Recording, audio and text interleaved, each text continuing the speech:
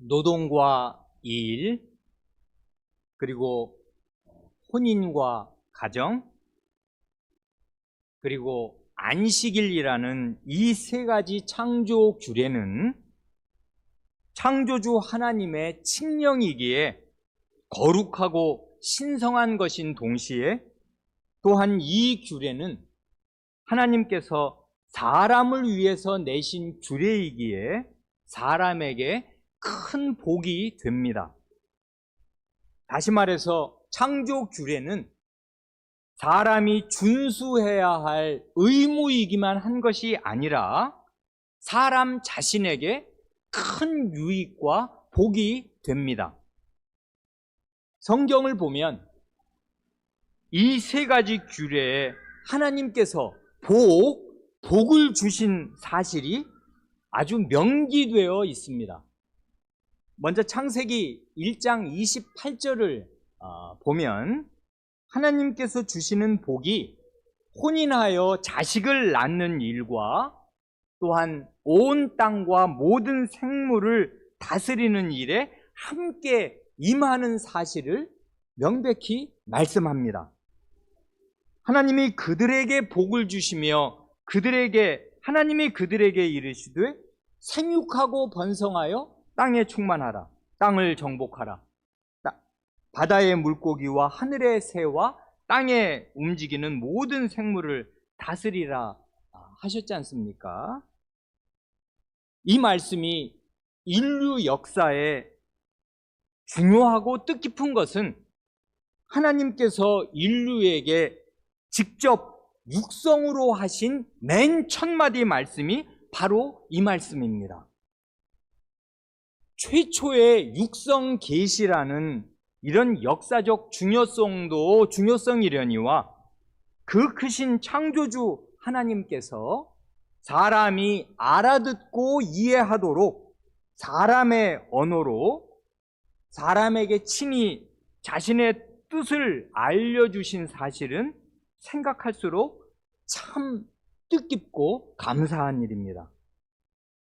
그 내용이 크게 이게 혼인 규례와 노동 규례를 말씀하신 것인데 복을 주시면서 그 말씀을 하셨으니 이것이 복입니다.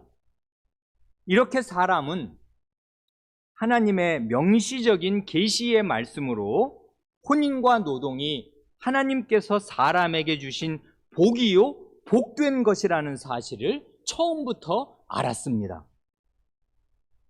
그뿐 아니라 창세기 2장 3절을 보면 하나님께서 안식일을 복된 날로 구별하신 사실이 기록되어 있습니다.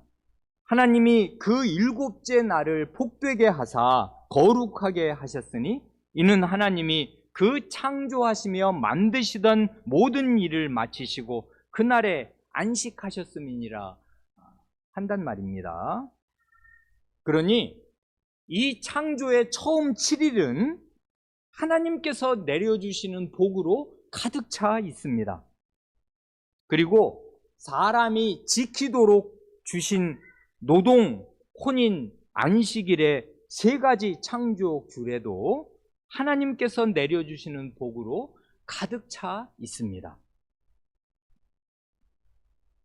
이 하나님의 창조 규례는 첫 창조의 세계가 유지되는 동안에는 계속 유효한 규범인 까닭에 심지어 사람이 죄를 짓고 타락한 이후에도 창조 규례는 신자뿐 아니라 심지어 하나님을 믿지 않는 불신자에게도 유익과 복을 계속 끼칩니다.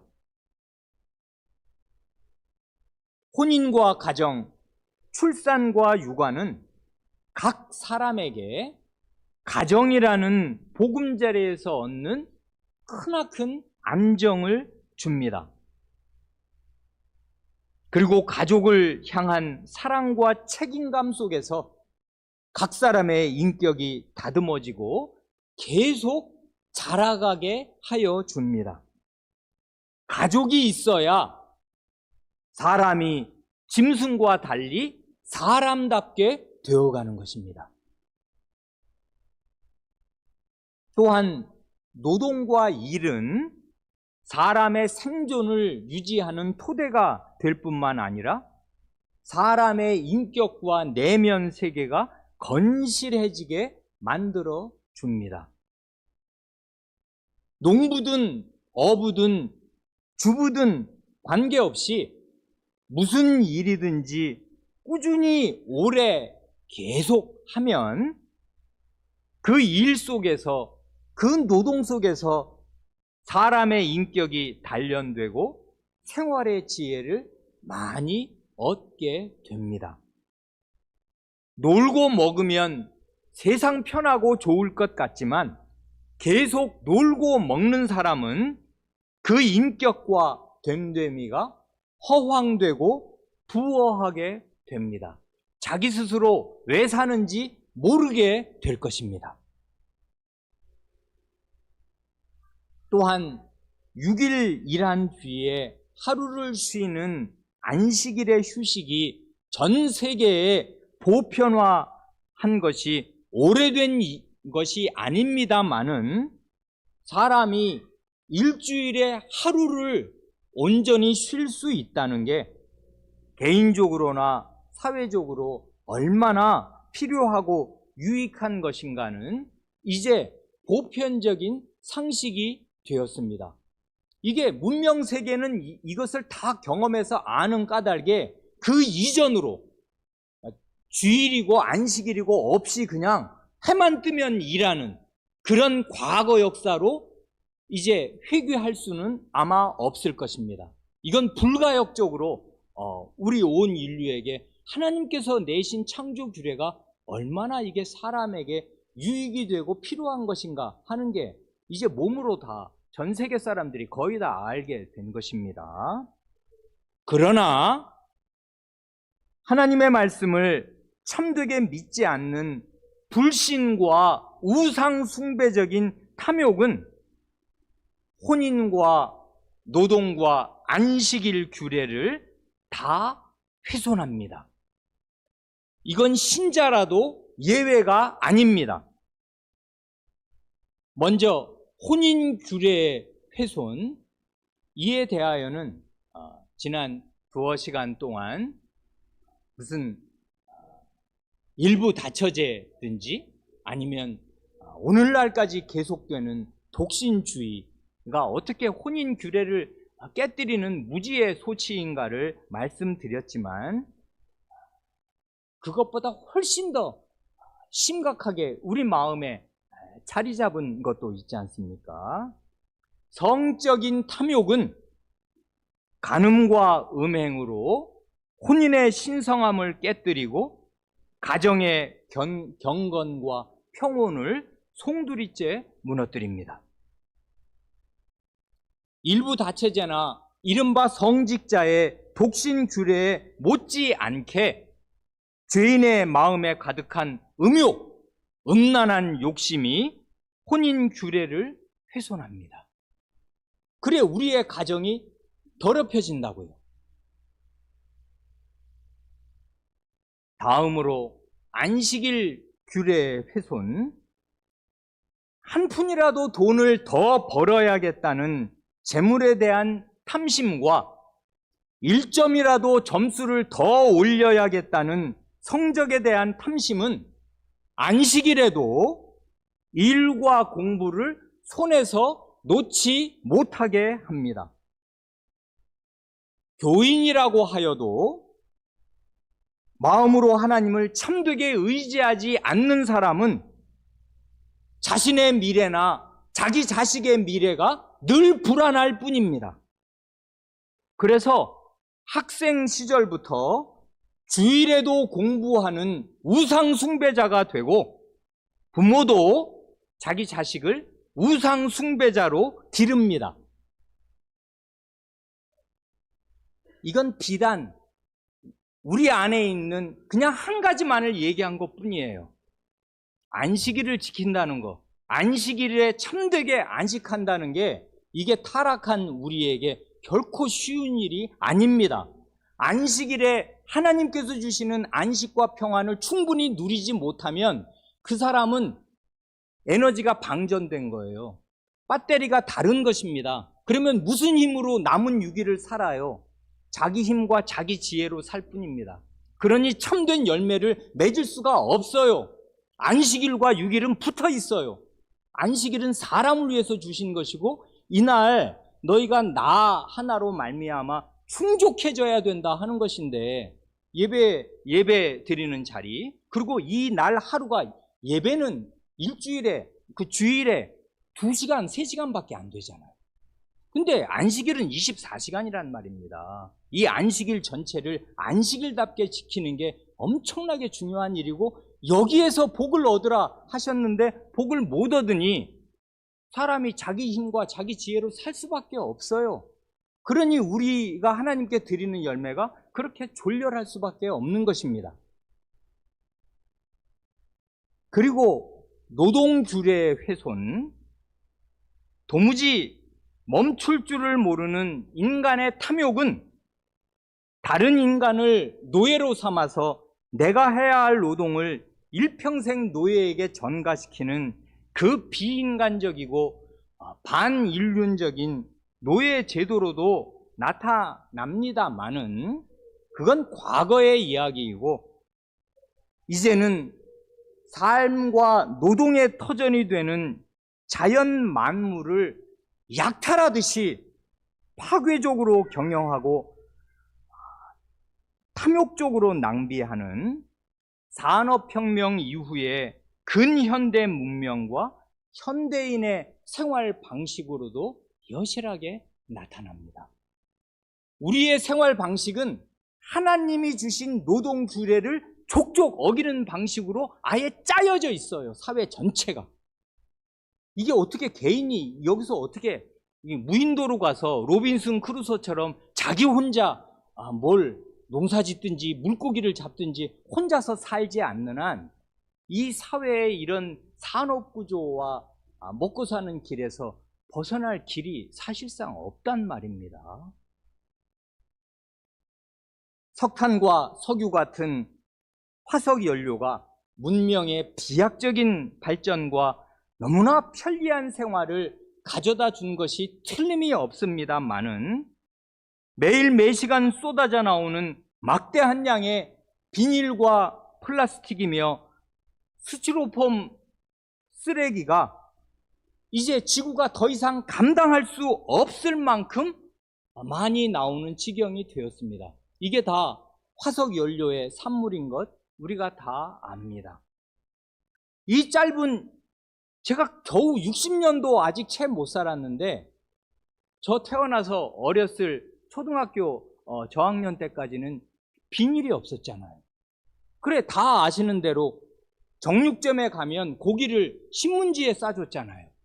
계란을 사면 다 그 지푸라기 꾸러미에다가 계란을 담아 주었지, 어떻게 무슨 계란 박스 같은 걸 종이로 만들 기술도 없었고, 그리고 이런 편리한 비닐봉지, 스티로폼이 나오질 않으니까, 플라스틱 박스라는 게 아예 없었으니까, 그러니까 굉장히 살기가 불편해서 우리가 요즘에 비닐과 플라스틱 없이 어떻게 살아요? 냉장고 껍데기 다 비닐로, 그 플라스틱으로 돼 있잖아요, 철하고. 그러니까 말입니다.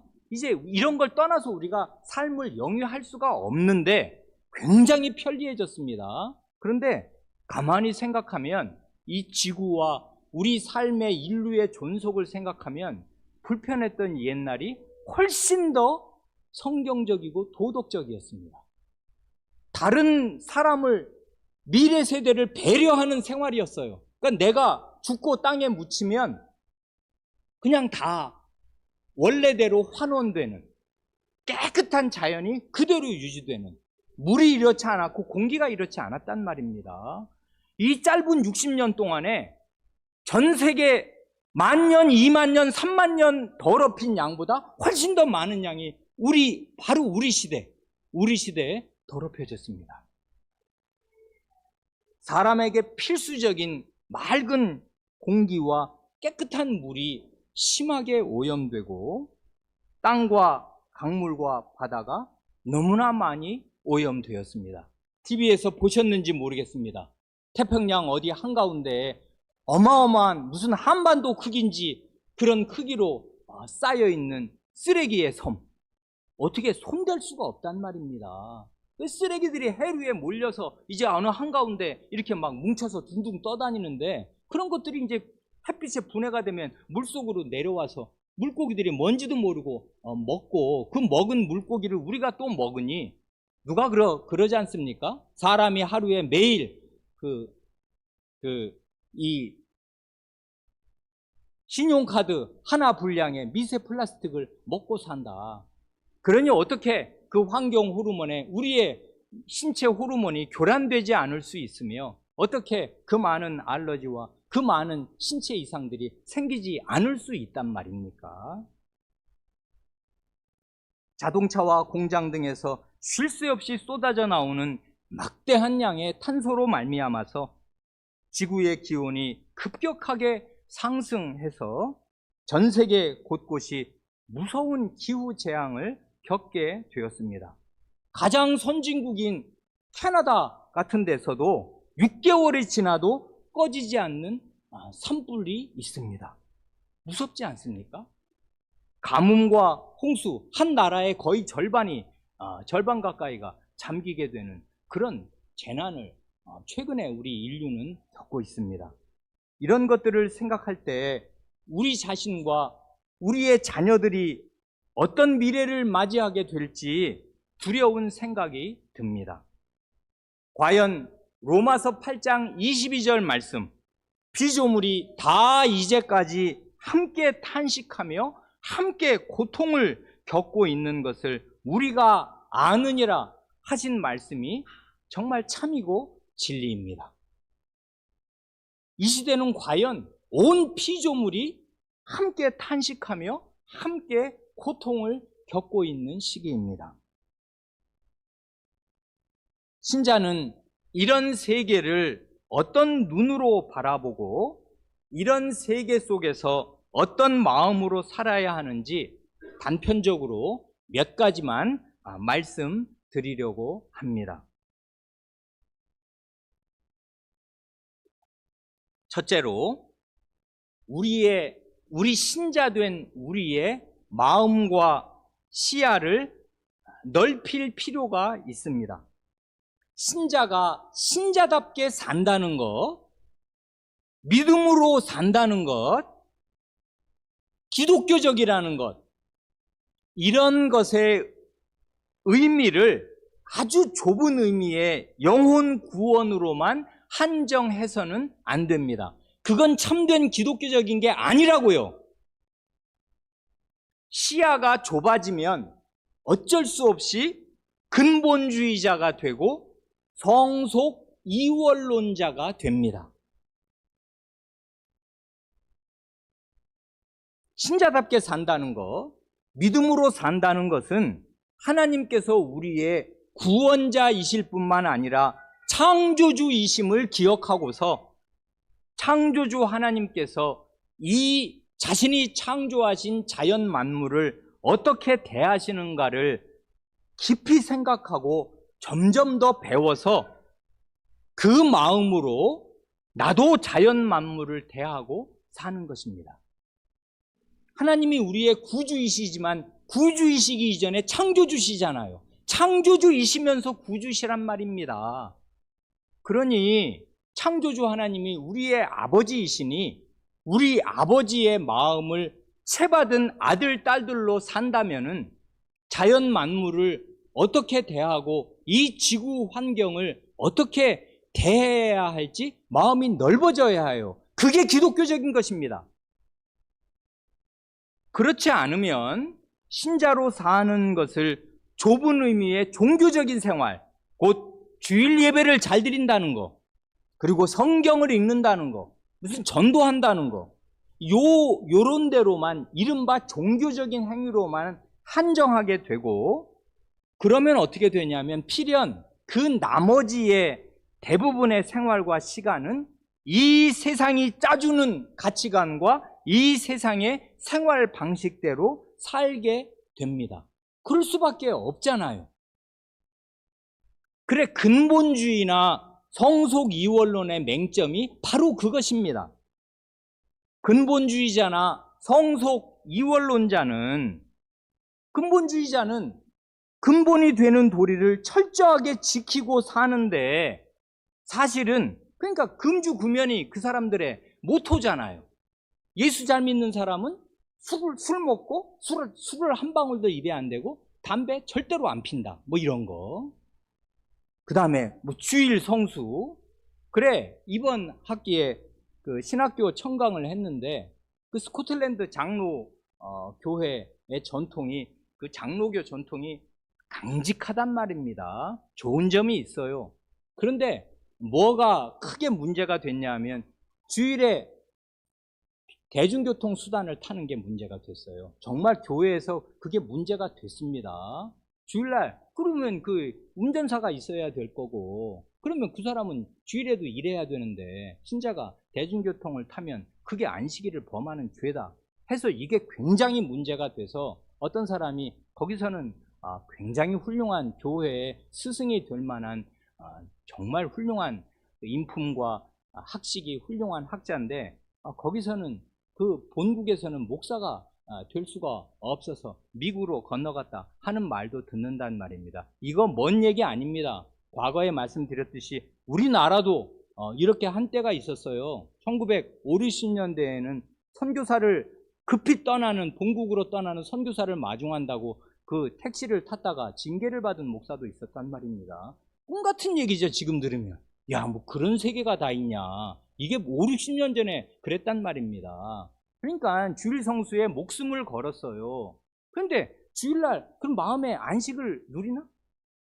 안식을 누려야 안식일이 안식일이지, 무슨 그런 걸 무슨 철칙으로 정해놓아서 그걸 딱 지키면은 그게 나머지 문제가 해결이 되냔 말입니다. 안 돼요, 사실은. 그래서 근본주의자들은 근본적인 도리를 철저하게 지키는 것 같은데 실상은 아주 빨대처럼 좁은 영역만 철저히 지키고 나머지 다른 영역은 다 세상에 내어주는 식이에요. 그래서 그 사람의 생활을 그냥 그 사람의 생각, 이 자연을 대하고 다른 사람을 대하는 전체를 그냥 가만히 보면 빨대 같은 영역만 고수하고 그것을 절대화해요. 그래서 그것으로 다른 사람들과 다른 교회와 신앙생활 전체를 판단해요. 그게 바리새인의 시각이거든요. 하나님의 마음은 바리새인보다 1000만 배 넓은데 바리새인들은 자기들이 정해놓은 계율을 묵수하는 것이 하나님을 잘 믿는 길이라고 생각하는 것입니다.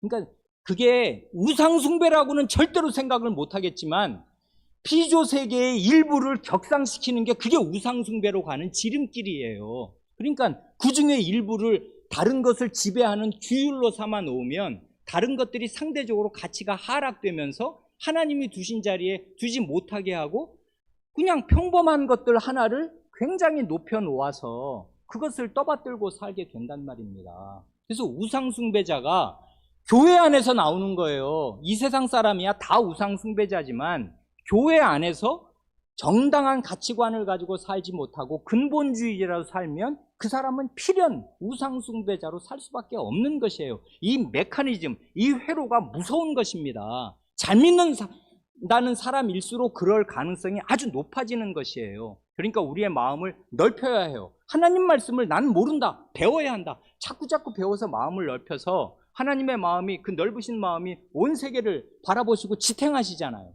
그러는 대로 자꾸 넓혀가지 않으면 죄인의 마음은 좁아진단 말입니다. 성속 이원론자도 마찬가지잖아요. 그 로마교가 그런 짓을 잘한단 말입니다. 굉장히 거룩해. 거룩한 것은 거룩한데 올인하게 한다. 나머지 건 속된 것이다 하고 이렇게 딱 분리해서 거룩한 일에 힘쓰려고 합니다. 그래서 아예 수도원, 그냥 이 세상은 더럽고 타락했으니까 따로 모여서 하루 종일 아침 저녁 시간 그 일과표를 짜놓고 기도하고 말씀 읽고 묵상하고 노동하고 다시 기도하고 말씀 읽고 묵상하고 이걸로 하루 종일 짜놓으면 그 사람은 가장 거룩하게 산다고 진심으로 믿었고, 지금도 수도원이 우리 눈에 도시에 안 보여서 그렇지 전국에 굉장히 많고요. 유럽의 수도원 굉장히 많아요. 여전히 아예 수도사가 되기로, 수녀가 되기로 작정을 하고 무건 수행을 한다고 평생 말을 한마디도 하지 않는, 말하자면 그런 정말 무시무시한 모든 외부 접촉을 금하고 아무도 만나지 않고 말도 하지 않는 이런 것으로 그걸 거룩하게 여기면서 그렇게 사는 수도원이 여전히 있고요. 우리의 마음속에 그런 게 있어요. 인간은 구원받아야 되니까 전도하는 게 가장 거룩한 일이야. 그리고 나머지 모든 일은 전도하기 위한 시간과 그 공간을 마련하기 위한 그냥 부수적인 수단이야. 실제로 그 사람 많은 우리 한국교회 60, 70년대, 70, 80년대 생각이, 교인들의 생각이 그런 거 아니에요? 그게 제일 중요하잖아. 영혼 구원이 가장 중요하지. 그거보다 더 중요한 게 뭐가 있어요? 지옥 가면 그 영원히 지옥에 가는 건데. 그러니 지옥 갈 사람을 구해내야 된다. 이걸 위해서 나는 애써야 된다. 그러니까 내가 하는 뭐 주부의 일, 직장 생활하는 이런 건 다 부수적이고 전도할 시간과 공간을 얻기 위한 토대다. 그런 걸 상대화시키면서 영혼 구원의 모든 방점을 다 찍고 산단 말입니다. 그러면 굉장히 거룩한 것 같잖아요. 안 그래요? 신자가 뭐 그냥 퇴근만 하면, 그리고 주부 같으면 시간이 많으니까 뭐 낮 시간에 맨날 전도하러 공원에 다녀. 굉장히 거룩한 것 같지요. 굉장히 잘 사는 것 같지요. 그 사람의 생활을 전체로 보세요. 사고를 전체로 보세요. 그 영역을 뺀 나머지 모든 영역이 어떻게 굴러가나. 하나님이 주인인 채로 하나님이 원하시는 방식으로 이 세계를 대하지를 못하고 영혼 구원이라는 그 좁은 영역 하나에 모든 것을 걸어서 그것을 가장 가치화한단 말입니다. 그렇게 살아요. 그러니까 성속 이원론은 굉장히 거룩하게 사는 삶 같아 보이지만 사실은 그게 굉장히 하나님이 주신 이 세계의 많은 부분들을 약화시키는 일이 된다고요. 성속 이원론은 무서운 오류입니다. 그 중세 로마교가 그 부족함을 여실히 드러내어서 역사 가운데 입증한, 그런데도 여전히 우리들은 다 그렇게 쉽게 산단 말입니다. 그러나 우리 주님의 시야는 넓고 넓었습니다. 오늘 본문으로 읽은 마태복음 6장에서 주님은 공중의 새와 들의 백합화와 들풀을, 그 다음 말이 중요한데, 누가 기르시고 입히시냐 하는 것을 생각하고 관찰하셔요. 주님 뭐 사는 세계가 그랬으니까 갈릴리에서, 나사렛에서 또 오며 가며 보시는데 새들이 날아다니고 들풀이 있고 그 다음에 이 수선화 같은 이 들꽃이 피면 참 보기 좋지만 저거 누가 키우시지? 저거 누가 입히시지? 쟤네 날아다니는 새들 가끔 잡혀서 시장에 그 아사레온에 팔리기도 하는 저 새들 누가 먹이시지? 하는 그런 확고한 믿음을 가지고 이 자연 만물을 대하셔요. 우리 아버지, 나의 아버지가 기르시고 입히시고 먹이시는 것들로 말하자면 그 짐승 같은 생명도 없는 들풀과 꽃도 대하시고 새들도 대하신단 말입니다. 이것을 기반으로 해서 하나님께서 신자를 돌보시는 것을 말씀하셔요. 여기 이 6장의 주안점은 하물며 그런데 너희 하나님의 친자녀들을 하나님이 안 먹이시고 안 입히시며 안 돌보시냐, 믿음이 작은 자들아 하고 부드럽게 책망하시면서, 그러나 이런 그 하나님의 보호, 아버지로서의 보호를 납득시키시는 기반이 뭐냐면 이 하나님의 창조 세계에 대한 하나님의 그 보호와 양육과 다스리심, 그걸 충분히 내다보시면서 그걸 기반으로 해서 이제 성도를 살뜰하게 보살피시는 하나님 아버지의 부성을 제시한단 말입니다. 그러니 주님의 시야는 넓잖아요. 첫째로 말씀드린 것은 우리 신자의 마음과 시야를 넓히지 않으면 안 된다 하는 것입니다. 근본주의자가 되거나 성속 이원론자가 되면 굉장히 거룩한 것 같은데 실제로는 하나도 거룩한 것이 아닙니다. 둘째로, 성경적인 관점과 신자답게 사는 길은 이 지구의 위기 앞에서 말입니다. 성경적인 관점과 신자답게 사는 길은 이 지구의 위기에 대한 비관론과 낙관론, 이 양극단 사이에 어딘가에 있는 좁은 길이 아닌가 생각합니다. 비관론도 아니고 낙관론도 아닙니다. 진리를 따라 걷는 길은 그 사이에 있는 아주 좁은 길일 것이에요. 찾기 어려운. 낙관론자는 일단 이런 생태적인 위기에 별 관심이 없습니다. 그리고 기존의 생활 방식, 인류가 산업혁명 이후에 철통같이 짜놓은 이런 생활 방식이 얼마나 하나님과 미래 세대 앞에서 무책임한 것인가에 대한 성찰이 없습니다. 그래, 이제까지 늘 그래 왔듯이 과학과 기술이 더 발전하면 전문가들이 모든 문제를 알아서 해결할 것으로 생각합니다. 알아서 할 것입니다. 잘 될 것입니다. 왜냐하면 이제까지 잘 해왔으니까. 이건 사람의 죄의 깊이와 심각성을 모르기에 이렇게 안이하게 생각하는 것일 것입니다. 두려운 임계점에 근접하고 있는 지금의 전 지구적인 위기는 돈을 신으로 섬기는 우상숭배의 잔인한 문화 속에서 더 빨리 더 많은 돈을 벌고자 하는 끝없는 탐욕이 빚어낸 것 아닙니까? 돈을 많이 벌어야 돼. 그래, 나중에 이 대량 생산이 되면요, 자동적인 메커니즘이 생겨요. 옷을 그냥 계속 찍어내고 공장에서, 그러니까 예전에는 필요한 만큼 자기가 만들어 입어야 되니까 소량 생산, 소량 소비잖아요. 그럴 수밖에 없죠. 왜냐면 옷 하나 만드는데 시간이 엄청 걸리니까. 그랬는데 지금은 그게 아니에요. 플라스틱 원료를 가져다가 옷을 그냥 대량으로 찍어내. 그리고 이것을 팔아야 공장도 돌아가고 임금도 주고 다 많은 사람이 먹고 사니까 이게 몸에 필요한 옷인지 꼭 필요한 옷인지 안 옷인지 상관이 없어요. 무조건 많이 만들어내놓고 이걸 다 팔아야 돼. 그래야 이제 우리의 생존이, 말하자면 이 공장에 딸린 공장주와 사장과 뭐 돈을 빌려준 은행과 모든 이 관련자들의 생계가 여기 걸려 있어요. 그러니까 결국 이게 왜 필요한지 이제는 생각할 수 없습니다. 만들어냈고 팔아야 해요. 그리고 그래야 나도 먹고 살고 이래야 돼. 근데 이게 옷만이 아니잖아요. 모든 물건이 다 그렇습니다. 모든 음식이 다 그렇고 대량으로 만들어내고 대량으로 소모하는데 다 소모를 못해. 대부분은 버려요. 사실 만들어낸 옷 중에 대부분이 그냥 쓰레기통으로 들어갑니다. 다 버려야 돼. 근데 그게 다 이게 화석 연료로 된 거라 타면은 다이옥신이 나오고 이걸 뭐 묻자니 다 묻어서 분해도 안 되고 이렇게 됐단 말입니다. 이게 한두 가지 영역이 이런 거 아니지 않습니까? 사실상 거의 모든 영역이 이렇게 됐단 말입니다. 우상숭배적인 탐욕이 빚어낸 산업 구조와 그 생활 기반 위에 우리가 살고 있어요.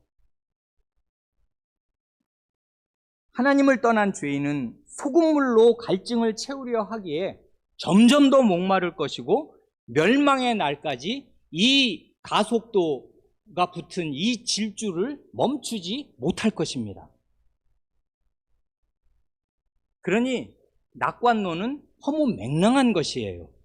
반대로 비관론자는 기후위기로 인해서 지구의 종말이 올 것처럼 생각합니다. 물론 하나님께서 이 세상을 다스리시는 큰 법칙 가운데 하나가 사람이 자기가 뿌린 씨대로 거두게 하시는 것입니다. 뿌린 대로 거둔다. 이건 개인의 삶도 마찬가지고 사회적인 삶, 전 인류의 삶도 마찬가지예요. 뿌린 대로 거두게 하십니다. 이게 다가 아니지만 만약에 뿌린 대로 거두기만 하시면 천국에 갈 사람은 단 한 사람도 없을 것이지 않습니까? 그런데 우리가 뿌린 게 아니라 하나님이 뿌린 것이 따로 있어서 우리가 하나님의 은혜로만 구원을 얻습니다마는 하나님의 아주 큰 일반적인 법칙 가운데 하나가 뿌린 대로 거두게 하셔요. 이 세상 사는 동안에도 그렇고 영원한 삶에서도 마찬가지입니다. 그렇기에 전 인류가 지금처럼 자연을 돌이킬 수 없이 파괴하는 생활 방식을 지속한다면은 우리는 시시때때로 우리가 뿌린 악한 씨의 열매를 거두게 될 것입니다. 이미 거두고 있어요. 그 많은 사람들이 옛날에 없던 희한한 손댈 수 없는 병들을 앓고 살 뿐 아니라, 병이 문제가 아니라 병도 문제지만 이런저런 기후 재난을 지금 우리가 다 피부로 다 느낄 만큼 겪고, 이제 계절이 막 옛날 어른들의 말이 소용이 없을 만큼 계절이 막 뒤바뀌고 있지 않습니까? 과일들이나 물고기들이 적응할 수가 없을 만큼 이 세계가 지금 막 바뀌고 있습니다. 그러니까 그 대가를 우리는 이미 받기 시작했어요. 그러나 기후위기로 종말이 오는 것이 아닙니다.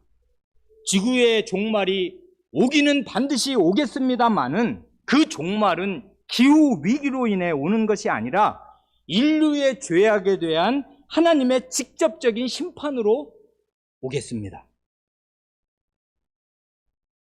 그러니 우리는 심판하시든 보존하시든 하나님의 그 두렵고 어미롭고 사랑이 가득한 그 하나님의 힘찬 손목을 바라보는 것이지, 우리가 뭘 어떻게 했다고 해서 이 세계가 마지막으로 우리의 잘못으로 마지막으로 가는 것이 아니요, 뭘 어떻게 한다고 해서 이 세계의 위기가 극복되는 것도 아닐 것입니다.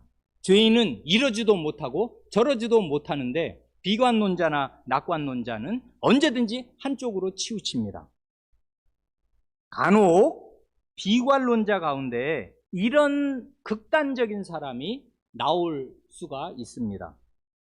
보아하니 지구의 종말이 멀지 않은 것 같은데 에라, 얼마 안 남은 인생 마음껏 즐기다 가자 하는 향락주의입니다. 이런 사람은 하나님이 절대로 용서치 않으리라고 구약시대에 이미 확언하셨습니다. 이사야 22장 12절 이하의 말씀이 그 말씀 아닙니까? 그날에 주 만군의 여호와께서 명령하사 통곡하며 애곡하며 머리털을 뜯으며 굵은 배를 띠라 하셨거늘. 뭘 명하신 건지 아시겠지요? 너희들의 죄로 말미암아 이 유다 왕국은 망한다. 그러니 너희는 회개하는 자세로 제에 앉아서 울고 회개하고 돌이켜야 한다. 슬퍼하고 금식하고 그 굵은 배를 띄어야 한다 하고 하나님이 회개를 명하시는 그럴 때 이 사람들의 태도가 이것입니다. 너희가 기뻐하며 즐거워하여 소를 죽이고 양을 잡아 고기를 먹고 포도주를 마시면서 그 다음 말 내일 죽으리니 먹고 마시자 하는도다. 이게 이스라엘 멸망, 유다 왕국 멸망 앞에 유다 백성의 정신 상태였습니다. 이제 멸망이 거의 다가와서 바벨론의 포위가 되고 방법이 없어요. 우리나라 망합니다. 그러니 내일 죽을 거니까 어떻게 하는 게 남는 거야? 오늘 먹고 마시자. 내일 죽으니까 어차피 이제 우리나라는 망할 거잖아. 그러니까 때려 먹고 죽자 이것입니다. 그래서 소나 양을 잡고 포도주를 진창 마셔서 마지막을 향락으로 보냈어요. 나라의 그 마지막 그 몇 날을 말입니다. 만군의 여호와께서 친히 내 귀에 들려 이르시되, 만군의 여호와께서 이사야 예언자의 귀에 들려 이르시기를 진실로 이 죄악은 너희가 죽기까지 용서하지 못하리라 하셨느니라. 주 만군의 여호와의 말씀이니라 하신단 말입니다. 하나님께서 이런 식의 향락주의, 젊은 사람이 할 일은 안 하고 자기 일은 준비하지 않다가 세계 돌아가는 건 볼 눈은 있어서 보니 야 이건 캄캄하고 어차피 누가 열심히 일해서 뭐가 잘 되나 마나 다 소용없게 생겼다. 이제 지구는 멸망하게 생겼네 하고서 게임이나 하자든지 아니면 즐기자 한다 그러면은 그런 사람은 이 하나님의 말씀 앞에 서야 할 것이에요. 이 죄악은 너희가 죽기까지 용서하지 못하리라 주 만군의 여호와께서 말씀하십니다. 그러니 비관론이나 향락주의자나 낙관론은 답이 아닙니다.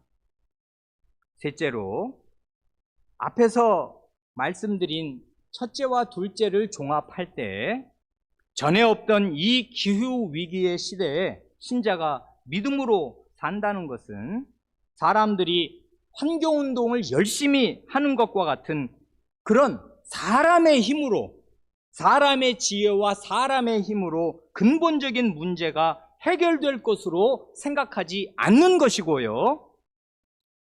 동시에 그렇다고 하여서 무책임하게 자포자기하는 식으로 다른 사람과 똑같이 살지도 않는 것입니다. 그러니 이게 어려운 길이라고요. 좁은 길은 가는 사람이 많지 않고 길을 찾기가 어렵기에 좁은 길이에요.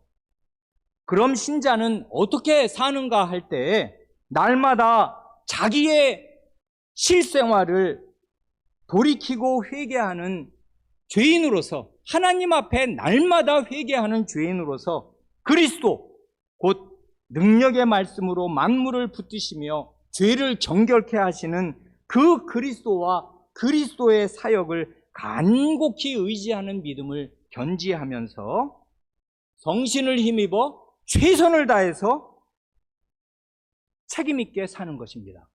많은 노력을 생활상 기울이는 것이에요. 신자가 환경운동가가 될 수도 있겠습니다만은, 그게 자기에게 주신 은사라면 환경운동가로 살 수도 있겠습니다만은, 그럴 때에도 그는 그 운동 자체의 힘을 의지하지 않고 오직 하나님을 의지하고 기도하면서 그 일을 할 것입니다. 그리고 신자는 자기의 구체적인 매일매일의 생활에서, 특히 주부라면 훨씬 더 여기에 깨어 있어야 해요. 성신을 힘입어 절제하는 삶을 살아야 마땅합니다. 절제란 다 아시는 대로 성신의 열매 가운데 하나잖아요. 자기 삶을 단속하고 자제하는 것, 화를 참는 것서부터 시작을 해서 자기의 생활에 방만한 것을 규모 있게 줄여나가고 참는 것, 그게 절제잖아요. 그 성신의 열매란 말입니다. 그래 신자는 하나님께서 아끼시는 자연 만물을 나도 아낍니다. 물이나 전기를 비롯한 모든 물자를 아껴 쓰고 낭비하지 않습니다. 할 수 있는 대로 일회용품의 사용을 줄이고 재활용을 위해 노력합니다. 이거 한번 철저히 지키려고 애써 보세요. 한숨이 나올 것입니다. 얼마나 이게 불가능에 가깝게 힘든 일인가. 그렇다고 그러면 뭐 내가 어차피 이렇게 해봐야 이게 다 뭔 소용이냐, 빙산의 일각조차도 못 된다, 바늘 끝만도 못 된다 하고 포기할 일이 아니에요. 그러면 노아의 후예는 되지 못할 것입니다. 노아는 당대에 자기가 살았던 모든 시대에 의인이었고 하나님과 동행하는 삶을 살았습니다. 우리는 하나님의 자식들이잖아요. 남들이 어떻게 살든, 이 세계 80억 인구가 다 어떻게 살든 상관이 없어요. 하나님의 자식다운 시각과 마음, 태도로 자연을 존절하게 아끼면서 살아야 마땅해요. 하나님의 자식이니까. 우리 하나님 아버지의 땅이니까. 우리 주님은 이 면에서도 우리의 모범이 되십니다. 오늘 두 번째 본문으로 읽은 요한복음 6장 12절을 보면 그 놀라운 오병이어 표적으로 성인 남자만 5,000명쯤 되는 군중을 배불리 먹이신 직후에 주님께서 하신 말씀이 나와요. 이게 대단히 놀랍단 말입니다. 그들이 배부른 후에 예수께서 제자들에게 이르시되 남은 조각을 거두고 버리는 것이 없게 하라. 우리 주님은 하늘 아버지께 감사 기도를 하시고 받으신 그 음식물 가운데 남은 것을 쓰레기로 버리지 않으셨습니다. 한 아이의 도시락에 불과하였을 떡 5개와 생선 2마리로 그 많은 음식을 만들어낼 무한한 능력을 지니고 계신다고 하여서 필요하면 내가 또 능력을 베풀면 되지 뭐 하는 식으로 남은 음식을 그냥 버리신 게 아니에요. 그래 제자들도 다 배불리 먹었으니까 여러분 배부르고 나면 설거지 하기도 귀찮지요. 몸 움직이기 싫잖아요. 사람이 배가 부르면 몸을 움직이기도 귀찮은 법인데 제자들을 명하셔서 사람들 사이를 다니면서 남은 음식을 다 거두오게 하셨어요. 그럼 제자라고 해봐야 거기 12명인데 이 사람들이 뭐 한 2만 명쯤 되는 그 50명, 100명씩 앉은 사람들 그 주위로 다니면서 남은 조각들 다 거두오게 하셨단 말입니다. 밥 먹고 나서 소화 다 됐을 것입니다. 아마 그거 하느라고 다 거두오게 하셨어요. 왜 그러신 것입니까? 하나님 이 보리떡이잖아요. 그리고 물고기잖아요. 하나님이 내신 것이고 하나님이 주신 양식이에요. 주님은 자기에게 이 모든 것을 만들어낼 능력이 있으셨어도 아버지의 주신 음식물을 아끼셨습니다. 이게 이 성경에 딱 들어있어요. 그러니 주님이 평소에 어떻게 반듯하게 생활하셨을지 이런 말씀 하나를 보면 열을 우리가 유추하고 생각할 수 있습니다. 이런 주님을 본받아 그 마음으로 우리도 절제하면서 우리의 생활을 경영해야 마땅할 것입니다. 신자답게 사는 길은 계속 자라야 해요. 이런 주님과 하나님의 말씀을 배워가는 가운데 어떻게 세계와 만물을 올바로 대하는데 이를 것인가 하는 대로 자라야 하는 것입니다. 기도하시겠습니다.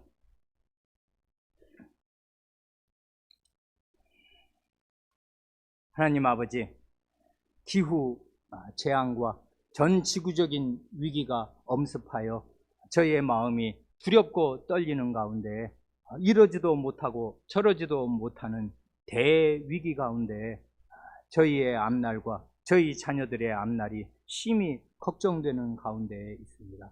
그러나 하나님 아버지께서 첫 창조 질서로 이렇게 아름다운 하늘과 땅을 마련하여 주셨듯이 나중에는 이 인류에 쌓이고 쌓인 모든 죄악을 하나님의 손으로 일거에 다 일소하시고 청산하시고 그 죄값을 남김없이 다 치르게 하시면서 동시에 그 큰 사랑으로 구원하신 하나님의 자녀들에게는 새하늘과 새 땅을 완벽하게 아름답고 죄가 티끌만큼도 없는 가장 아름다운 세계를 저희를 위하여 펼치시고 가져오시며 저희가 그 안에 들어가 살게 하실 줄을 믿습니다. 모든 소망과 모든 가능성과 모든 구원은 오직 하나님의 손안에 있사오니 저희가 이런 하나님을 저희의 구주 하나님으로 믿으면서 동시에 이 세상이 하나님의 세상이므로 이 세상에서 어떻게 책임있게 살아야 할 것인지에 대하여 저희가 속 깊은 자식으로 점점 더 성장할 수 있도록 더욱 지혜를